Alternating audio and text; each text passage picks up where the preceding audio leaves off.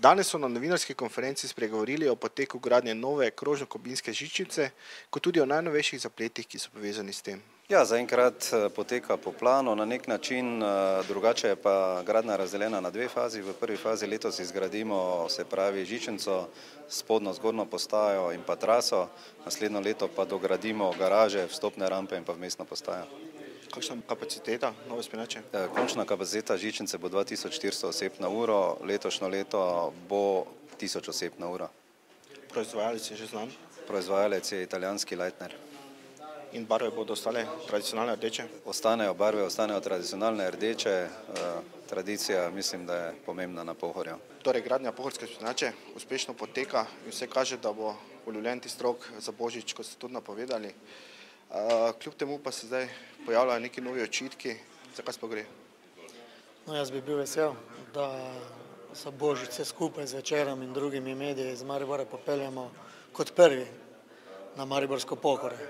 To je zelo pomemben projekt. Ne morem pa razumeti, da imamo v Mariboru posameznike, ki ne gledajo na širši javni interes, kot je zgradnja gondole, ampak gledajo predvsem na osebne interese in svoje politične interese, kot je gospod Stojan Over, ki nas je na nek način prijavil Ministrstvo za finance, da je mestni svet nezakonito ravnal pri svojem delu.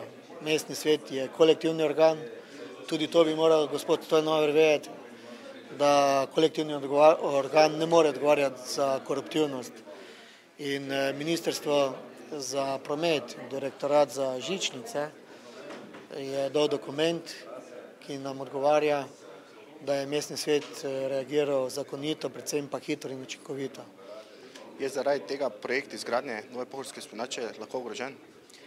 Ne, to ne bo ogroženo, lahko nam pa nekatera evropska sredstva so ogrožena in na ta način bomo več morali bremeniti občinski proračun, se pravi, da dela škodo. Gospod Over, na Ministrstvu za finance ste naslovili vprašanje, naj preverijo skladnost odloka o izgradnji in podelitvi koncesije za izvajanje javne službe pri novi vzpenjači.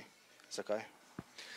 Torej, najprej treba seveda pojasniti, da smo pri številnih razpisih, na katere se je Mariborska mestna občina prijavljala, seveda dobili oceno, da zaradi neskladnosti postopka ne bomo dobili evropskih sredstev. To nas zelo močno skrbi, pravzaprav prave utemeljitve, kaj vse je bilo narobe, nismo dobili nikoli. Kratka obrazložitev, da zaradi neskladnosti, netransparentnosti pri pridobivanju evropskih sredstev Mariborska občina denarja ne bo prejela, pa nas lahko vse skupaj močno skrbi.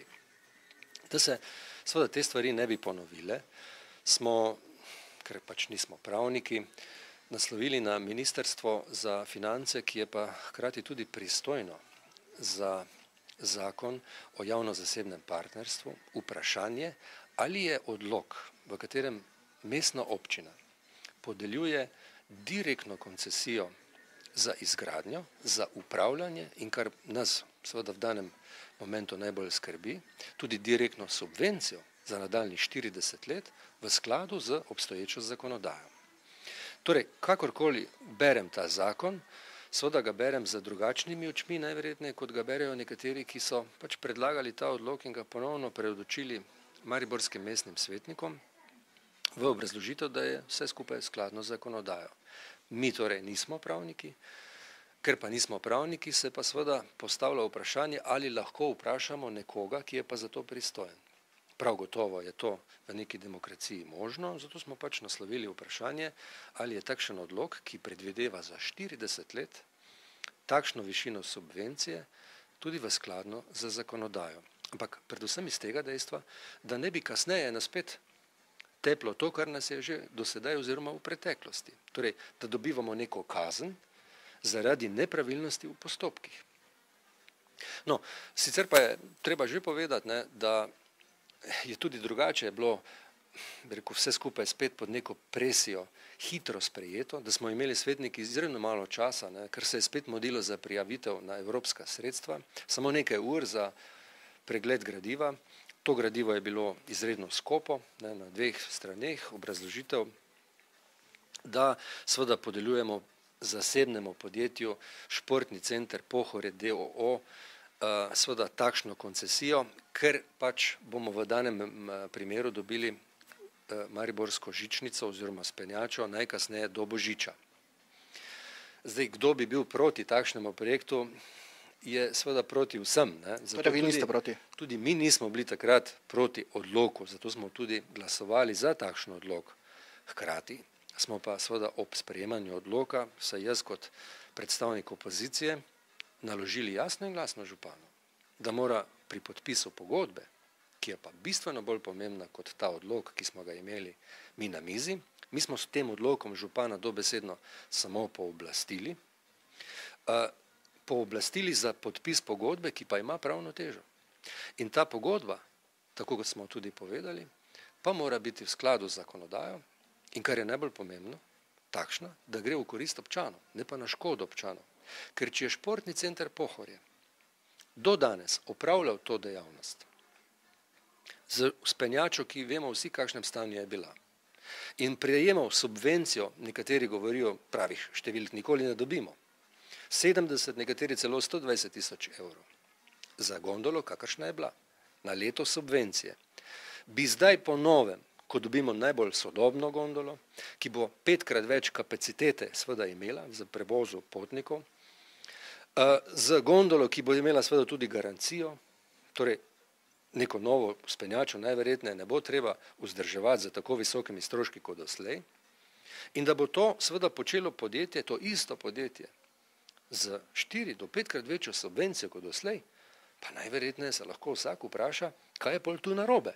Do zdaj so za staro gondolo bivali subvencijo v višini 100 ali 120, ne vem, naj me nihče ne drži za besedo, 1000 evrov, od zdaj naprej bi pa naj za novo gondolo z 5-krat večjo kapaciteto dobivali 5-krat več. To je pa seveda po naši oceni edino sporni moment, kajti pri denarju se pa ve, če se povsod varčuje, kar v naši občini zaenkrat še ni praksa, se bo pa treba predvsem zamisliti, na kak način ta denar, ki ga seveda radi delimo, prihaja v to našo skupno blagajno, vsi ga prispevamo, zato bo najverjetneje prav, če tudi presneto dobro razmislimo, kako bomo vsak evro, ne pa 470 tisoč evrov letno potrošili. In mi smo samo vprašali, zato, da nas kasneje ne bi doletela spet kakšna kazen, če sem čist realen, ker se je športni center Pohorje prijavil na razpis za nepovratna sredstva iz evropskih skladov, in če se bi kasneje ugotovilo tudi, recimo, ne vem, teoretično gledano, da pride računsko sodišče in da je ta pogodba z mestno občino sporna oziroma ni v skladu z zakonom, nas vse skupaj lahko doleti kazen. Zdaj ne vem, ampak zdi se mi, da je celo predvidena kazen, lahko celo v višini 5 let, da mestna občina ne sme prejemati ali pa ni upravičena do kakršnihkoli evropskih skladov. Jaz nisem pravnik, ampak tako sem se pač dal poučiti. In ne vidim nič slabega, če mi opozarjamo, kajti gre za vse nas in to je naš skupen denar. In če nekdo zdaj na osnovi tega meni očita, da rušim tisto, kar je, da rečem temu, v Mariboru dobrega, je seveda smešno, neodgovorno.